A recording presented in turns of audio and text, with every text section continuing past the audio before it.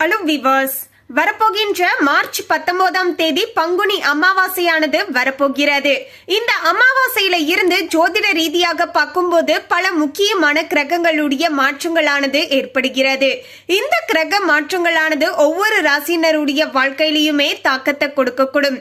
அந்த வகையில தான் கன்னிராசி நேயர்களுக்கு இனி வரப்போகின்ற நாட்கள் எப்படி அமைஞ்சிருக்கு என்பது குறித்து தான் நம்ம பார்க்க போறோங்க. ஒரு 4 முக்கியமான விஷயங்களானது சொல்லப்பட்டு இருக்குங்க. சோ அதை தெளிவாக பார்த்து இனி நீங்க அதற்கு தகுந்தாற் போல நடந்துக்கோங்க. அதோடு இன்னும் நம்ம சேனலை சப்ஸ்கிரைப் பண்ணலனா சப்ஸ்கிரைப் பண்ணிடுங்க. அப்படியே பக்கத்துல இருக்கக்கூடிய பெல் ஐகானையும் பிரஸ் பண்ணிடுங்க. வாங்க வீடியோக்குள்ள போகலாம்.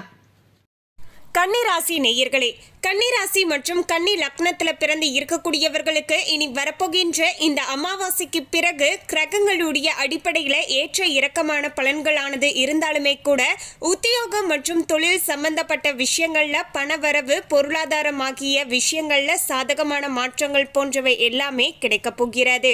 கன்னிராசிக்காரர்களுக்கு இனி வரப்போகின்ற நாட்களுக்கு பாத்தீங்கன்னா ராசி அதிபதியான புதன் வக்ரமாகி சஞ்சாரம் செய்து கொண்டு இருப்பதால மனக்குழப்பமானது முடிவெடுக்க முடியாத சிக்கலானது ஏற்படலாம். இதனால குடும்பத்துல சின்ன சின்ன பிரச்சனைகள் போன்றவை எல்லாமே ஏற்படலாம். ஆனாலுமே இவை அனைத்துமே சில நாட்கள்ல சரியாகி விடும் அப்படின்னு சொல்லலாம். குரு வக்ர நிவர்த்தி ஆனது வருமானத்தையும் மற்றும் குடும்பத்தையும் குறிக்கக்கூடிய சுக்கிரன் உச்சம் பெற்று அமர்ந்து இருப்பதும் பொருளாதார ரீதியாக பார்க்கும்போது பெரிய வளர்ச்சியையும் சாதகமான நிலையையும் குறிக்கக்கூடிய அளவுக்கு சூழலானது திருப்திகரமாக இருக்க போகிறது. சொத்து வாங்கக்கூடிய யோகமும் வாழ்க்கை துணையாளர் நல்ல அதிர்ஷ்டத்தையும் வாழ்க்கை துணையாளர் அதிர்ஷ்டமும் வாழ்க்கை துணைக்கு வேலை வாய்ப்பு போன்றவை எல்லாமே கிடைக்கக்கூடிய அளவுக்கு சூழலானது திருப்திகரமாக இருக்க போகுது அப்படின்னு சொல்லலாங்க.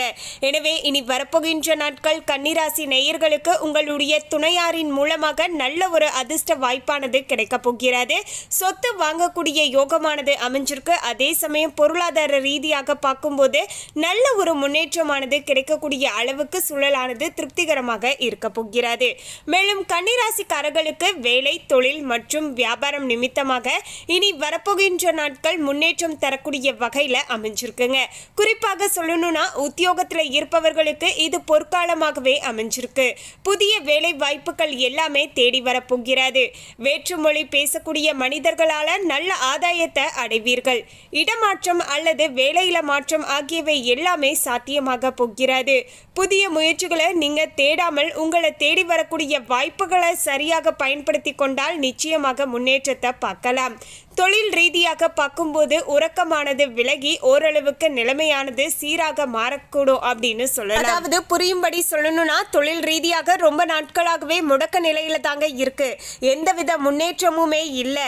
என்ன மாதிரியான முயற்சிகளை செஞ்சு பார்த்தாலுமே பெருசா எனக்கு நிதி ரீதியான ஆதாயமானது கிடைக்காம முடக்க நிலையிலேயே இருக்கு அப்படின்னு சொல்லக்கூடிய தொழில தான் இப்போது மாற்றங்களானது ஏற்பட போகிறது. மேலும் கன்னிராசிக்காரர்களுக்கு இனி வரப்போகின்ற நாட்கள் பண வரவானது சீராகவும் எதிர்பாராத பண வரவும் சாத்தியமாக போகிறது. அதே போல பாத்தீங்கன்னா ரொம்ப நாட்களாகவே வராமல் இருந்து வந்த கடன்கள் அனைத்துமே இப்போது வசூலாக போகிறது. கடனை அடைக்கக்கூடிய அளவுக்கு பொருளாதார ரீதியான வளர்ச்சியுமே ஏற்படக்கூடிய அளவுக்கு தான் கன்னிராசி நேயர்களுக்கு நிலைமையானது அமைஞ்சிருக்குங்க. மேலும் சுக்கிரன் பாத்தீங்கன்னா ஏப்ரல் மாதத்துல மறைவு ஸ்தானத்திற்கு செல்வதால குடும்பம் மற்றும் தந்தை வழியில ஒரு சில செலவுகளானது அவ்வப்போது ஏற்படலாம். கன்னிராசி நேயர்களுக்கு பாத்தீங்கன்னா இனி வரப்போகின்ற நாட்கள் மந்த நிலையானது சில நாட்கள்ல இருந்தாலுமே அது எல்லாமே பாத்தீங்கன்னா மாறக்கூடிய அளவுக்கு சூழலானது இருக்க போகிறது. வரவு செலவை மட்டும் திட்டமிட்டு வைத்துக் கொள்வது எல்லா விதத்திலையுமே நல்லது அப்படின்னு சொல்லலாங்க. ஒவ்வொரு ரூபாயுமே பார்த்து பார்த்து செலவு பண்ண வேண்டுங்க. அத்தியாவசியமான செலவுகள் செஞ்சுக்கோங்க. அனாவசியமான செலவுகளை முடிஞ்ச அளவுக்கு தவிர்த்து நீங்க சேமிப்புல ஈடுபடுங்க. அப்போதுதான் டக்குன்னு நமக்கு ஏதாவது பாத்தீங்கன்னா செலவுகள் வருது அப்படிங்கிற பட்சத்துல நம்ம வெளியே போய் கடன் வாங்காம நம்ம கிட்ட இருக்கக்கூடிய பணத்தை வச்சே நம்ம ஓரளவுக்கு சமாளிக்க முடியும். ஸோ பண விஷயங்கள்ல கண்டிப்பா பாத்தீங்கன்னா சேமிப்பு அப்படிங்கிறது ரொம்ப ரொம்ப அவசியம் அப்படின்னு சொல்லலாங்க. மாதந்தோறும் நீங்க எவ்வளவு சேமித்தாலும் சரிங்க, அதுல ஒரு பங்கை எடுத்து பாத்தீங்கன்னா நீங்க சேமிப்புல ஈடுபடுத்த வேண்டியது மிக மிக அவசியம் அப்படின்னு சொல்லலாம். அதுலயுமே கன்னிராசி நேயர்களுக்கு தொழில் ரீதியாக பார்க்கும்போது இனி ரொம்பவே பார்த்தீங்கன்னா உங்களுக்கு சாதகமாக இருக்க போகுதுங்க. வராத கடனுமே வசூலாக போகிறது. நீங்க யார்கிட்டயாவது கடன் வாங்கியிருந்தாலும் அந்த கடனை அடைக்கக்கூடிய அளவுக்கு பொருளாதார ரீதியாக ஓரளவுக்கு தொழிலில் முன்னேற்றமானது ஏற்பட போகிறது. மேலும் உங்களுடைய துணைவியாரின் மூலமாகவும் பார்த்தீங்கன்னா உங்களுக்கு நல்ல ஒரு வருமானமானது கைக்கு வந்து சேரக்கூடிய அளவுக்கு சூழலானது இருக்க போகுதுங்க. அவங்க ரொம்ப நாட்களாகவே பார்த்தீங்கன்னா வேலைக்கு போகணும் அப்படின்னு ஆசைப்பட்டுட்டு ஒரு சில இன்டர்வியூ எல்லாமே அட்டென்ட் பண்ணியிருப்பாங்க. ஸோ அதில் பெருசாக சாதகமான பலன்கள் கிடைக்காம அவங்க வீடுகளிலேயே இருந்திருப்பாங்க. ஆனால் இப்போது நிலைமையானது மாறப்போகுது. இப்போது அவங்கள நம்பிக்கையோடு நீங்கள் பார்த்தீங்கன்னா இன்டர்வியூ அனுப்பி வைங்க.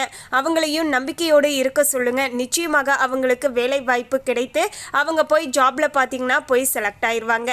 ஸோ இது மாதிரியான பல நல்ல விஷயங்கள் நடப்பதற்கான வாய்ப்புகளுமே இருக்கின்றது. இதனால பொருளாதார ரீதியாக ஒரு குடும்பத்தில் நீங்களும் உங்களுடைய பார்ட்னரும் சேர்ந்து உழைப்பதன் மூலமாக பொருளாதார ரீதியாகவும் பார்த்தீங்கன்னா ஒரு நல்ல முன்னேற்றத்தை அடைவதற்கும் இப்போது கன்னிராசி நேயர்களுக்கு சூழலானது சாதகமான முறையில் அமைஞ்சிருக்குங்க.